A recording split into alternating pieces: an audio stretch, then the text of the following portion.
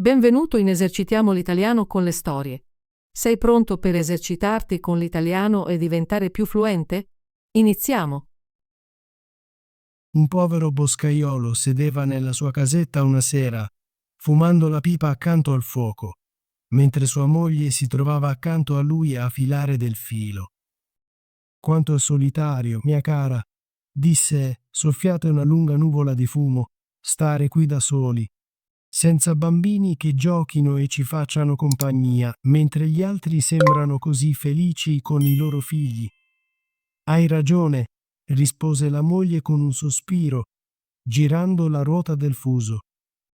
«Quanto sarei felice se avessi almeno un bambino, anche se fosse piccolissimo, non più grande del mio pollice, lo amerei tantissimo».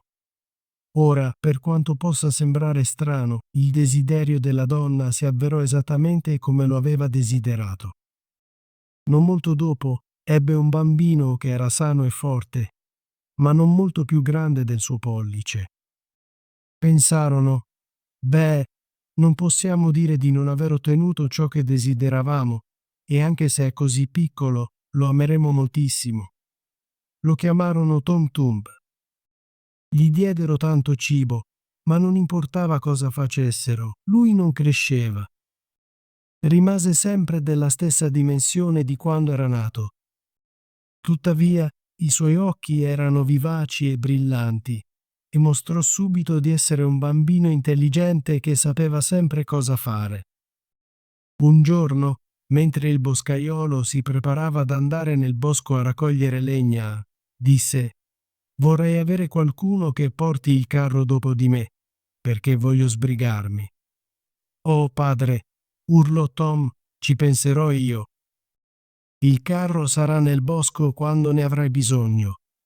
Il boscaiolo rise e disse: «Come può essere? Non riesci nemmeno a raggiungere la briglia del cavallo». «Non ti preoccupare, padre», rispose Tom. «Se mia madre imbriglia il cavallo, io salirò nella sua orecchio e gli dirò in quale direzione andare». «Va bene», disse il padre, «proviamo solo questa volta».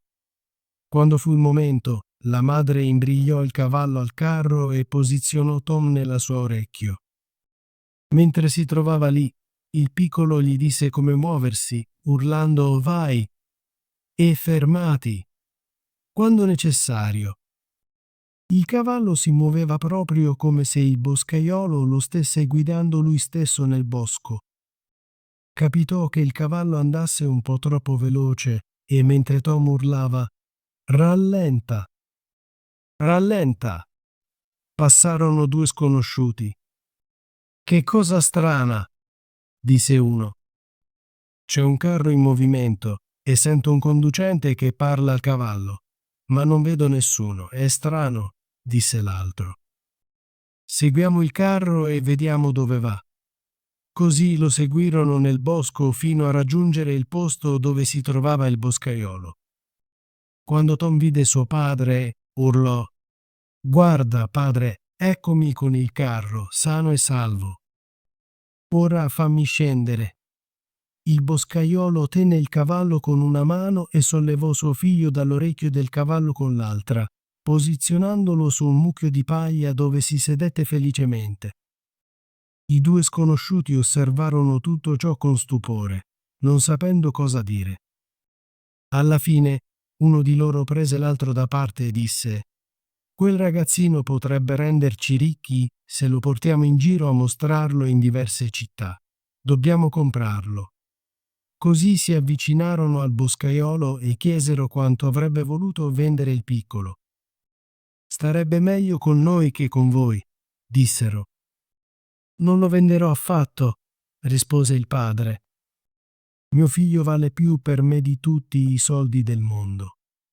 Ma sentendo la loro offerta, Tom salì sulla spalla di suo padre e gli sussurrò all'orecchio: «Prendi i soldi, padre, e lasciami andare con loro. Tornerò presto da te». Così il boscaiolo alla fine accettò di vendere Tom agli sconosciuti per un grande pezzo d'oro, e loro lo pagarono. «Dove vuoi sedere?» chiese uno di loro. Oh, mettimi sul bordo del tuo cappello. Sarà un ottimo posto per me. Posso camminare lì e vedere il paesaggio mentre viaggiamo. Fecero come desiderava, e dopo aver salutato suo padre, lo portarono via con loro. Viaggiarono finché non cominciò a fare buio, e poi Tom disse: «Fammi scendere. Sono stanco». Così l'uomo si tolse il cappello e posò Tom su un mucchio di terra in un campo arato lungo la strada. Ma Tom corse tra i solchi e alla fine scivolò in un vecchio buco di topo. «Buonanotte, miei padroni», chiamò. «Vado via. State attenti e cercatemi la prossima volta». Gli uomini si affrettarono verso il buco del topo e ci infilzarono le loro canne, ma non servì a niente. Tom si infilò più in profondità. Alla fine si fece così buio che dovettero andarsene senza il loro premio, sentendosi molto delusi. Quando Tom vide che se n'erano andati, uscì dal suo nascondiglio. «Che posto pericoloso», disse. «Se cado da uno di questi grossi mucchi di terra, potrei rompermi il collo». Fortunatamente trovò un grande guscio di lumaca vuoto. «Questo è fantastico», disse. «Posso dormire qui comodamente», e si infilò dentro. Proprio mentre stava per addormentarsi, sentì due uomini che passavano e parlavano tra di loro.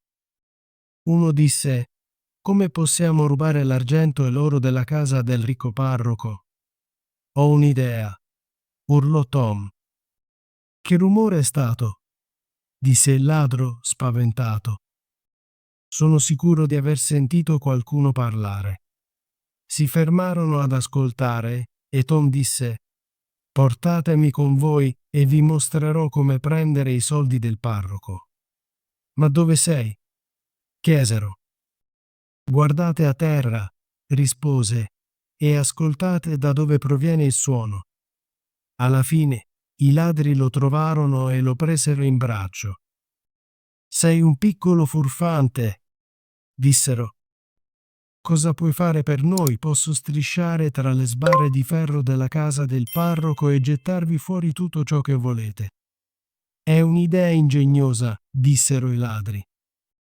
«Vediamo cosa sai fare». Quando arrivarono alla casa del parroco, Tom scivolò attraverso le sbarre della finestra nella stanza e urlò il più forte possibile: «Volete tutto ciò che c'è qui?» Questo spaventò i ladri, che dissero: «Silenzio. Parla piano per non svegliare nessuno».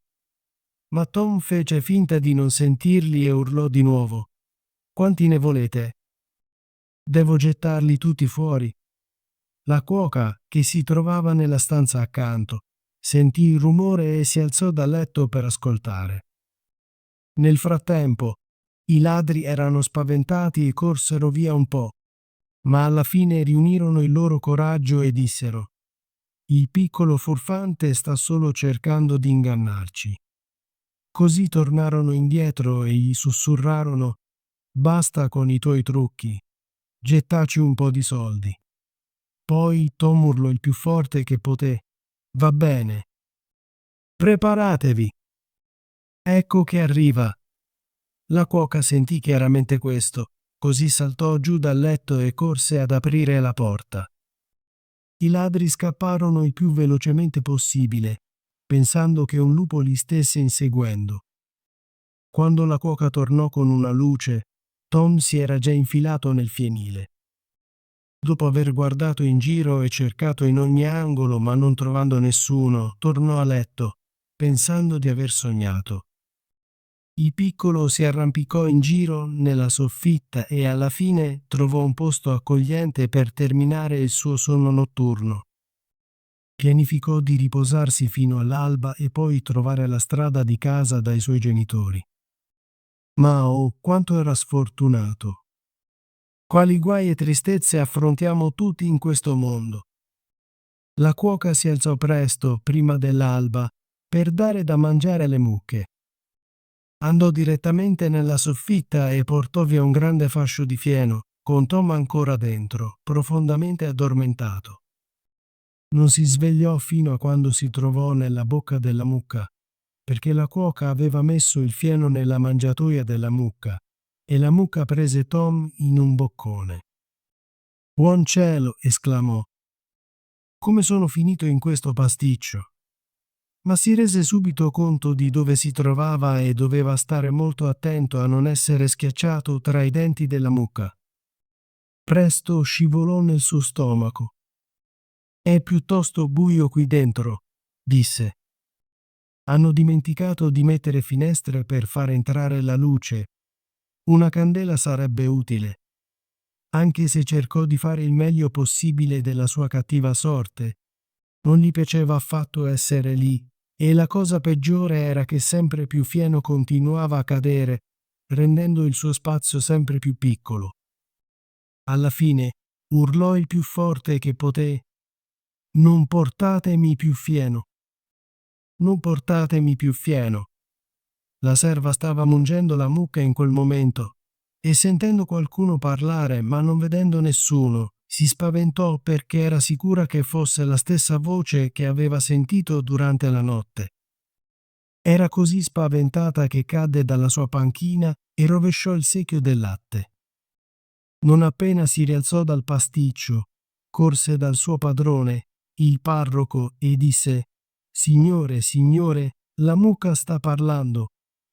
Ma il parroco rispose: «Donna, devi essere pazza». Tuttavia la seguì fino alla stalla per vedere cosa stesse succedendo. Non appena entrarono, Tom urlò: «Non portatemi più fieno». Il parroco si spaventò e pensò che la mucca dovesse essere stregata, così ordinò al suo aiutante di ucciderla immediatamente. La mucca fu uccisa e squartata, e lo stomaco dove si trovava Tom fu gettato in un cumulo di spazzatura. Tom cominciò a lavorare per uscire, il che non era facile, ma alla fine, proprio mentre stava facendo spazio per tirare fuori la testa, un'altra sventura colpì. Un lupo affamato saltò fuori e inghiottì tutto lo stomaco, con Tom dentro, in un solo boccone, e scappò via. Tuttavia, Tom non si lasciò scoraggiare. Pensando che il lupo potesse gradire un po' di conversazione, lo chiamò: «Mio buon amico, posso mostrarti una meravigliosa festa». «Dove si trova?» chiese il lupo. «In tale e tale casa», disse Tom, descrivendo la casa di suo padre. «Puoi strisciare attraverso lo scarico in cucina e poi nella dispensa, e lì troverai dolci, prosciutto, manzo, pollo freddo, maialino arrosto, dumpling di mele e tutto ciò che desideri». Il lupo non doveva essere invitato 2 volte. Quella stessa notte andò alla casa, strisciò attraverso lo scarico in cucina e poi nella dispensa, mangiando e bevendo a sazietà. Quando fu sazio, cercò di uscire, ma aveva mangiato così tanto che non riusciva a tornare indietro per dove era venuto. Questo era esattamente ciò che Tom aveva pianificato, così cominciò a fare un gran rumore, urlando il più forte che poté. «Stai zitto», disse il lupo. «Se fai tanto rumore, sveglierai tutti in casa». «Che importa a me?» rispose Tom. «Hai avuto il tuo divertimento. Ora voglio avere il mio». E cominciò a cantare e urlare il più forte possibile. Il boscaiolo e sua moglie si svegliarono dal rumore e sbirciarono attraverso una fessura nella porta. Quando videro il lupo, ebbero molta paura. Il boscaiolo corse rapidamente a prendere la sua ascia e diede una falce a sua moglie. «Tu stai indietro», disse, «e quando lo stordisco, tu devi aprirlo con la falce». Tom sentì tutto questo e chiamò: «Padre, padre!» «Sono qui». «Il lupo mi ha inghiottito». Il boscaiolo rispose: «Grazie al cielo. Abbiamo ritrovato il nostro caro bambino». Disse a sua moglie di non usare la falce per paura di ferire Tom. Poi fece un grande colpo e colpì il lupo alla testa, uccidendolo all'istante. Una volta che il lupo fu morto, aprirono il suo corpo e liberarono Tommy. «Oh», disse il padre, «quanto eravamo preoccupati per te». «Sì, padre», rispose Tom. «Penso di aver viaggiato in lungo e in largo da quando ci siamo separati, e ora sono così felice di essere a casa e respirare di nuovo aria fresca». «Dove sei stato?» chiese suo padre. «Sono stato in un buco di topo, in un guscio di lumaca, giù per la gola di una mucca e nella pancia di un lupo, e ora sono di nuovo qui, sano e salvo». «Bene», dissero, «sei tornato ora e non ti venderemo per tutte le ricchezze del mondo». Poi abbracciarono e baciarono il loro caro bambino e gli diedero tanto da mangiare e bere, poiché era molto affamato. Gli comprarono anche dei vestiti nuovi, dato che i suoi vecchi erano stati rovinati nella sua avventura. Così il piccolo Master Tum rimase a casa con suo padre e sua madre, vivendo felici insieme. Anche se aveva viaggiato molto e vissuto molte esperienze emozionanti, concordava sempre sul fatto che, dopo tutto, non c'è posto come casa. Ottimo lavoro! Vuoi esercitarti con l'italiano e diventare più fluente? Iscriviti e attiva la campanella delle notifiche per non perdere nessuna delle nostre storie gratuite in italiano. Ci vediamo nel prossimo video!